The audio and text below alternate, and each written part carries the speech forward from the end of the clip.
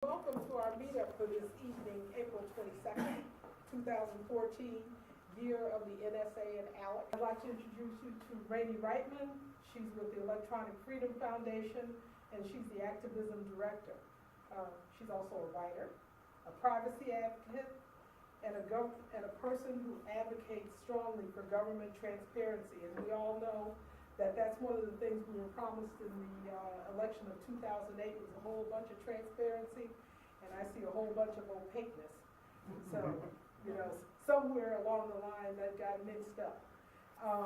She's also founder of two organizations, Freedom of Press Foundation, which is extremely important, although with our press of Fox and CNN, not much to say about them, but there are some news organizations out there who are trying to do good work, and we need to make sure that they're free to follow those stories that are really important, and that journalists are not out there being shot for going to get a story to inform us. And she's also a founder of Chelsea or Bradley Manning Support Organization. And of course, Bradley Manning was the soldier who released the documents to WikiLeaks that let us know what was going on in our government. Unfortunately for him, he was tortured, but that's a subject for another meetup. But the fact of the matter is that we need this information about what's going on in our government. So my name is Rainey Reitman. I'm the activism director of the Electronic Frontier Foundation. How many of you are familiar with EFF? A few of you? Okay, there's a couple that aren't. So EFF, nonprofit civil liberties law and advocacy center. We focus specifically on how your rights are threatened or endangered by new technologies, and advocate for your rights in both courts of law and in Congress, and also build technologies that can help you protect yourself when you go online. People who aren't suspected of any crime, law enforcement is going to use technology. Technology is going to help them do their jobs better. So is the NSA. But what we don't want is that technology turned against innocent, law-abiding people who are not suspected of any crime. And I also want to say that you raised a really important point, which is about, okay, we're talking about the NSA. How does that affect or influence or interact with the very interesting role of all these companies that are not the government that are collecting our personal information? And that's like a whole different conversation to have, because Fourth Amendment protections that we have do not apply to the collection of information by private companies. Maybe collecting information from private companies. Absolutely. And that, I mean, and it's an unsettled area of law, honestly. It really is. And it's a real concern. But one thing we're trying to do in the NSA debates is prevent the government from forcing private companies to collect information. So what we don't want to see, and what I'm not sure we won't see, one of the things we're worried about is that as a result of this big controversy, all these leaks, the government says, well, okay, well, we're not going to collect it anymore, and then turns around and says, private companies, you must collect it, you must maintain it, you must make it searchable, and you must make it available to the government, and then we haven't won anything. And that's one of the things I'm super worried about. You want to add? Oh, I'd say there are a couple of things. As Rainey said, one of the big differences is this generalized search. The other mentality that we're fighting against is we'll collect all the data now and figure out why we need it later. Mm-hmm. And that is a real difference. You're watching and I have an 8-month-old. I wish mine's up at night. It tends to be awake during the night. But you know, there's a purpose for having a camera on an infant, and it is if you have a specific idea in mind. If you're tracking an 8-year-old or an 18-year-old with a camera, now you're just trying to figure out what they're doing, and it's kind of curiosity, and that's not, our government shouldn't be curious about individuals and watching individuals' activities. That really undermines, again, it inverts the role of government. Government is our servant, not our master, not our superior. You're in charge of your child for at least some number of years. Not to say they have no rights, but at 10 months, 11 months, monitoring them doesn't seem to raise. We're not going to sue you for it. Don't. So, but another point I'll raise is actually, although the Fourth Amendment only applies to the government, so as Rainey said, California's Constitution actually has a privacy provision that does apply to private companies. So private companies have some, not terribly well defined, requirements to respect individual privacy. One of the recent cases actually involved the San Francisco Giants. AT&T Park was searching people on entry, and the people filed a complaint under the California Constitution saying this was a violation of their privacy, and won. or negotiate. Giant said, boy, this is bad press, we're going to stop that practice. But there are some rights there. But the bigger right is really the consumer space. And what we have seen in response to the NSA is companies are actually trying to differentiate themselves on the basis of privacy more, while also trying to collect and monetize information. It's a very interesting balance there. But for example, one of the things the NSA has been known to do is intercept information between data centers. So Google has centers in Europe and centers in the US, and as far as we can tell, someone is tapping into the fiber optic line that carries data between them, had been unencrypted, and just sucking it all up. Now Google is encrypting all of that, and more companies are thinking about security and ways they can protect information from all kinds of surveillance. But they're also thinking about how can they push back, and in some cases they're actually using the law, as Rainey said, and is very clear, the law is very murky here. The challenge is that means government can come in and say, give us this information, we don't need a warrant, and maybe they're right. But if a company says, we're not going to come back with a warrant or take us to court, so far the government has either come back with a warrant or gone away. Because they don't want to lose that court case. They're happy with fuzzy law in this circumstance, which gives companies the opportunity to actually push back. To say, look, the law is not clear whether or not you can demand that we do this, so we're going to say you can, or we want a law that actually, we want a court case at least that spells it out, because we're going to stand up for our users. And that is really a powerful thing, partly because if you can shut down Google and Facebook and Yahoo and Skype as sources of information, it really changes the dynamic of the NSA, partly because lawmakers listen to companies too, and when they're upset, so in many ways, companies and citizens working from the same perspective can be a really effective combination. There was a question there. Following up on the previous question, there are a lot of interacting dimensionalities that you're sort of chasing a hydra here. The aspect of tracking metadata, or I guess like considering that business records, people don't understand how big data works, so it's becoming, the algorithms that the commercial enterprises have created in recent years have made it such that metadata is very useful from a surveillance perspective. So when you combine that with the fact that that FIS court or someone in the last 10 or 7 years decided that you don't go to that court just to say a specific warrant of a specific case of a specific person. Somebody flipped the switch and said all the business records. So the combination of those two things, it's just business records, but it's this juicy metadata which is becoming more and more analyzable to determine really specific information about people. Plus, somebody, whether it's you or Bybee or some bureaucrat in DOJ said, oh, go to the FIS court not just to focus on a specific case of interest, but surveil the whole damn country. I mean, obviously you guys are trying to probe into how that happened, who did it, and maybe undo it, or are you not? I mean, like... In the other order, we'd like to undo it first. I mean, that's sort of a nexus of nastiness, right? Absolutely. And this is actually one of our frustrations with the current administration. After Trump's pushback, Obama said, oh, actually, I think it's a good idea. We should revise our current program that is collecting metadata. So I'm going to write a legislative proposal. He's the president. The NSA is an executive agency. He could stop this tomorrow if he wanted to. This is one of the real He's complaints. slow walking. What's that? He's slow walking. Sure. He wants to. But I mean, this is one of the points of pressure that we're pushing on. But there are, as Rainey said, the USA Freedom Act actually does curtail not only this specific metadata program, but a broad set of metadata programs. Because there's been evidence that there's at least some other metadata program ongoing that Obama has said nothing about shutting down. He's talked about shutting down the telephone metadata program, but there's something else. It doesn't seem to be internet collection, because that was apparently shut down in 2011, after extensive evidence that even the federal FIS court rejected applications saying you're actually abusing this. But there's some other metadata program that is still extant, or at least there's evidence of that. So we definitely want to see metadata writ large given protection. And ideally, we'd rather see it have constitutional protection than statutory protection, because if we can work through issues about, as you said, metadata has become not just a bunch of data that you can't do anything with, it's something that paints a robust picture of your life. We can win a legal fight, hopefully once and for all. There was a recent Supreme Court case, United States versus Jones. It was about location tracking. But one of the key, location is a form of metadata in a certain sense. It gets very fuzzy when you talk about metadata, where location falls, but it certainly is, it's not content of a communication, it's not the words you say, but it can paint a robust picture. And 5 of the justices, although not the 5 that were the majority opinion, so it's not the binding law, seem to say tracking someone for a month without a warrant was unconstitutional because it's so invasive into their life. One of them, Justice Sotomayor, actually directly said this whole third-party doctrine thing seems stupid today. We need to rethink it.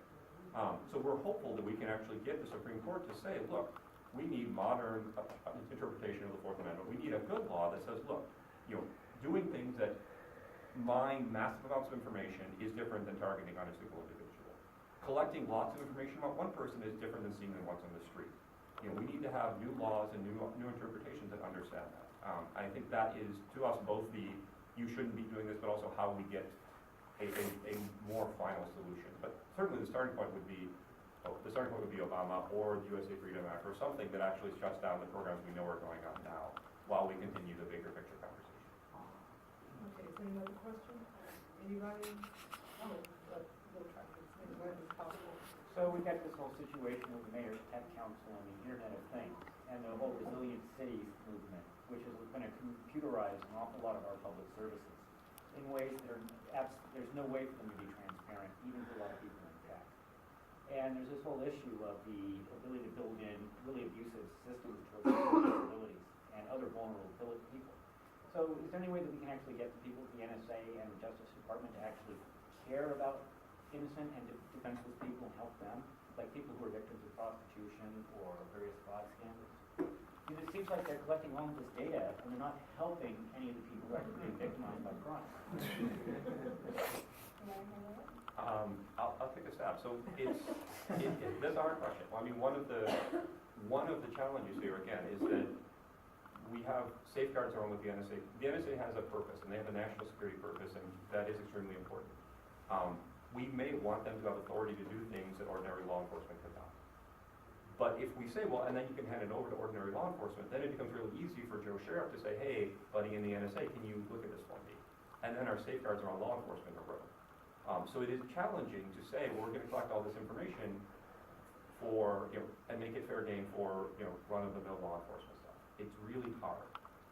It would be socially valuable if you could help, people who are victims of various crimes with this global collection of information. But it is, in our opinion, is outweighed by the erosion of civil liberties that would come from making that fair game for all sorts of purposes. Yeah. The abuses. Think about a kid who's trapped in prostitution in a courthouse. That person, there's 13th Amendment issues as well going on there. What do you think that there'd be a big public interest?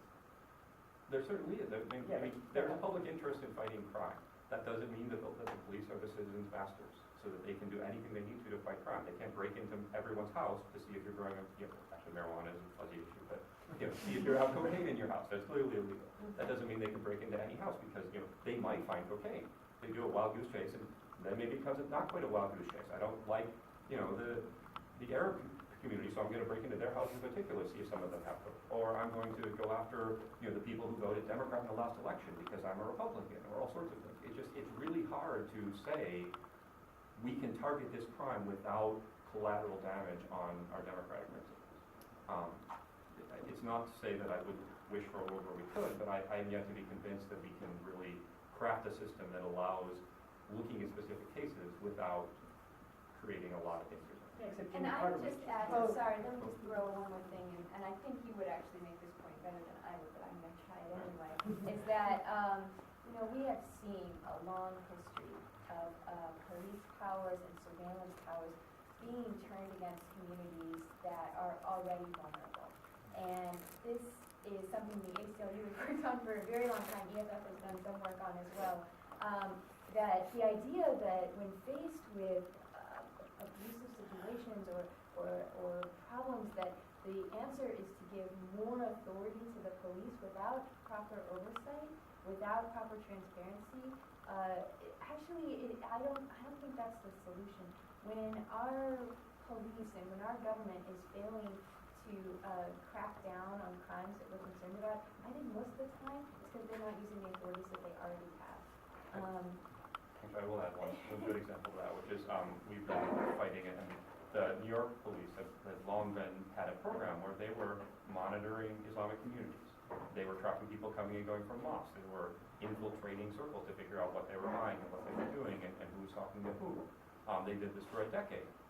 They got nothing out of it. They looked at this and said there were no investigative leads whatsoever. In the meantime, the Muslim community completely shut out the police because they didn't view them as allies, as protectors. They viewed them as spies, as infiltrators, as people who were undermining the integrity of their community.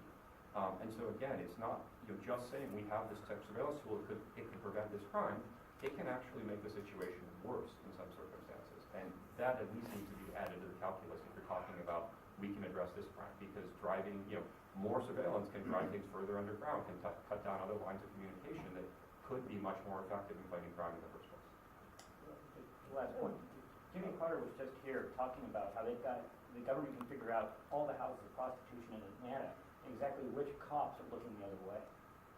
So wouldn't it make sense to be able to get this information to try to figure out who the bad cops are and which departments are looking the other way in all these really heinous crimes? I mean, sure. It would be wonderful if we could do that without entailing any risks that the data be used for improper purposes. But to say that there's I can't say that it would be great to do that. It would be great to do that, yes, or whatever around that. There's no question that industrial pollutants have killed lots and lots of people, and we have changed how we regulate industry because of that. Even though industry creates good things, it still needs to be, individuals still need protection from the consequences. The same thing can be true of technology. Technology can do great things, but if we just deploy it willy-nilly, focus on what it does that's positive without thinking about what it does that's harmful, we're not doing ourselves, we're not, as a society, we are likely to run into some very harmful side effects. Thank you very much. And Tom, you did the last question. Oh, the last question. I guess this is for Rainey. You talk about the U.S. Freedom Act. Is that what it's called? Freedom Act, right. Could you explain to me exactly what that would do concerning the problem with the storage and use or abuse of metadata? I mean, this guy said it would just go into the private companies, Yep. and he had a concern about that. But I'd like your response to his concern. Is that what the U.S. Freedom Act is? And number two, who's sponsoring it in the House and Senate? Okay, who is sponsoring this?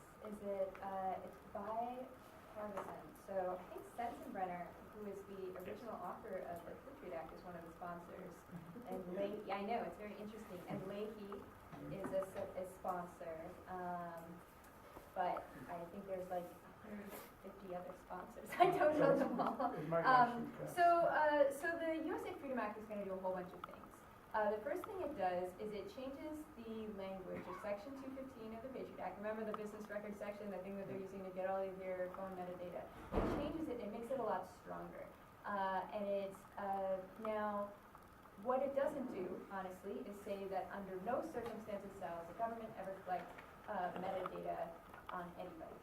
Instead, it heightens the legal standard significantly, and it is attempting to make it so that the government can collect metadata on a person, but not on every person, right? So that's the needle it's trying to thread. It's trying to make it impossible for them to use Section 215 to engage in mass surveillance. So you could still, again, the camera on the internet metaphor, you could still do it for an individual, but not for all. Tell back and search that information for the information, search that database for the information on Americans.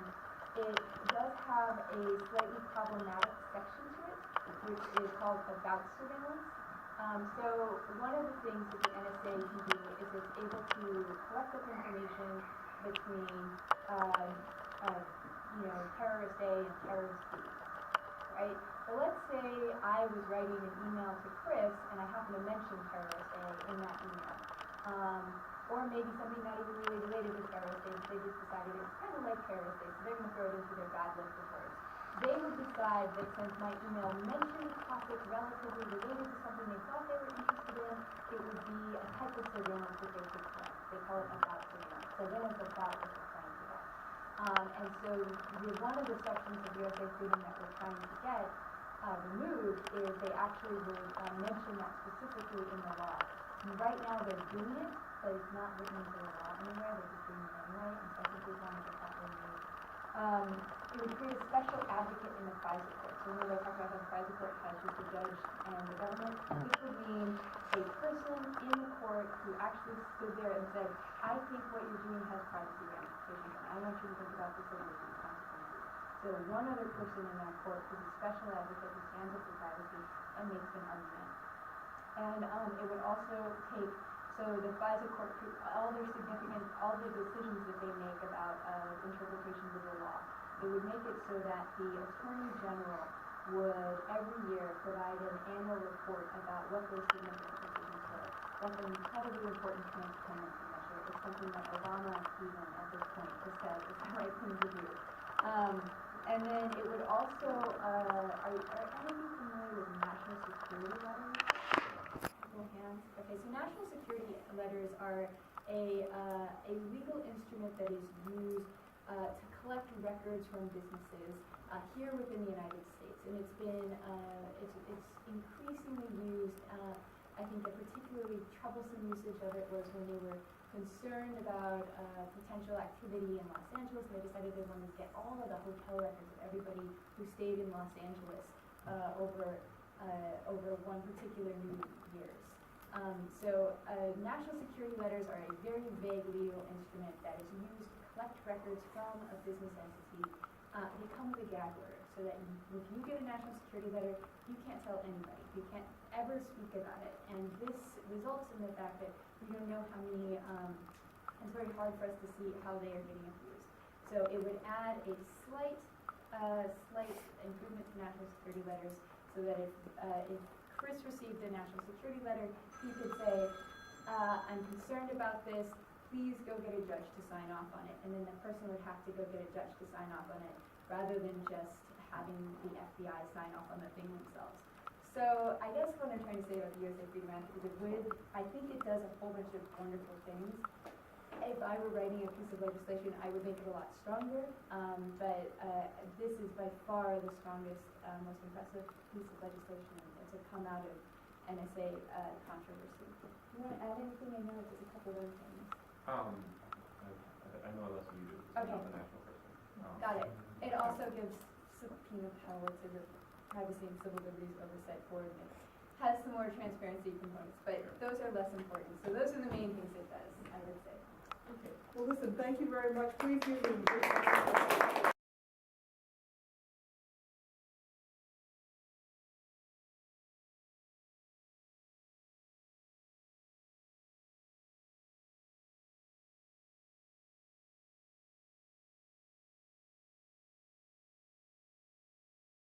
Like Okay. lumber and all the different stuff when they. Look, what's my It image was doing the there? The story TV that is set a new actually, benchmark for your TV bad spies on landlords. The defendants You know that, right? sold What? Your TV is Oh, spying. yeah, Look, sure, look, yeah. look, what's my image doing it there? was something that they were What? praying What for, image? What are you talking about? Luckily, my brother What? and I were in Where? a position to. My image was on my camera to from the your com- TV. How and did the the TV get resiliency my that you image? see is That's all I want to amazing. know. You know, the I joy don't on know. their face. I'll show you just what I'm to talking meet about. Now us, it's not let working. alone Hold on, it was working, but now it's you not. know, Okay, just give me a Look. second. Flip the switch on it. And that was it. Then it goes on to the other story. Goes on to this one. Look. Who wants to have that insurance by the first of the year. It does it Yesterday, every the time you go to Publicity that Students part of went the door to screen, door my spreading the word image about tomorrow's comes up deadline. right. They Because call it's themselves whatever the Covered TV Berkeley is Brigade. looking at. Healthcare In other workers words, from your SEIU room is also being host- filmed by your TV. Watch, look, look. Why terrorize their San Francisco Did you see tenants, that? That's hoping to all, drive them it might out so just they be could renovate. Do it again. No, it's not. Over California has That seen is a no surge of applicants reflection. scrambling to beat the deadline with more than 50,000 people. to the victims, That was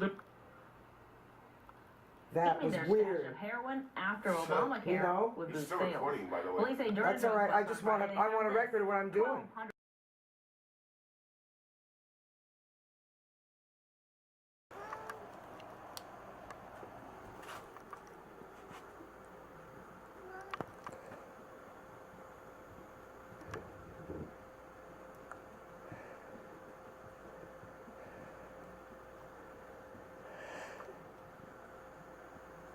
$3,200 is the average price of housing in San Francisco. So, by the way, all these stories can be found on my Twitter feed altogether. These are things that interest me because they have a liberal bias. So, and this number call this number to call in, and you can also follow us on Twitter, and we'll give you a follow back. So, many faces. These are our Twitter handles right here, Denise Dorey, Yeah, and mine is up at the top, second yeah. one. So, we've got, the Housing Authority has a lot of legal problems, you can read about that. That Henry Alvarez just, that could take up a whole nother show. So anyway, there's a recipe to make cannabis oil on my Twitter feed. Very helpful, very Finders, helpful. weepers, bed bugs found on the BART train. I guess you all heard if you watch Channel 2, which I don't, so. Which means bed bugs are no longer confined to the Tenderloin. Right, and they also get you high. They're psychedelic, so it makes you hallucinate. You just smoke them, so just so you know. And the super rich are richer than we thought, hiding huge sums. That's another story. Now, I had Surveillance Self-Defense was my last Axis of Love show, and it's very good. It tells how to use encryption to basically not be under surveillance. It's a way to keep, it's impossible to trace activists, people who are normally traced by Homeland Security and such. And the Leland Yee Brown connection in the culture of corruption was a great article. It's about 12 pages long. I highly recommend you read it. And that was our last show. You can watch that if you missed it. And District 8, most competitive supervisor race, high stakes involved.